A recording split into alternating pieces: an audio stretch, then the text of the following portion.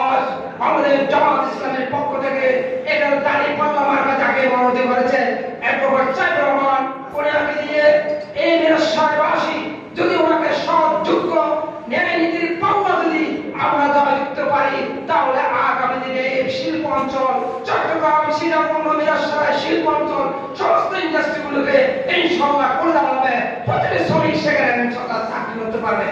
সম্মানিত ভাইরা, আপনারা শ্রমিক যারা আছেন তাদেরকে সঠিক ন্যায় ভিত্তিক মালিক শ্রমিক কিন্তু কোনো দ্বন্দ্ব থাকবে না। আমরা মালিক শ্রমিকের মধ্যে কোনো দ্বন্দ্ব নাই। মালিক যেমন একজন মানুষ, আমরা শ্রমিকরাও মানুষ।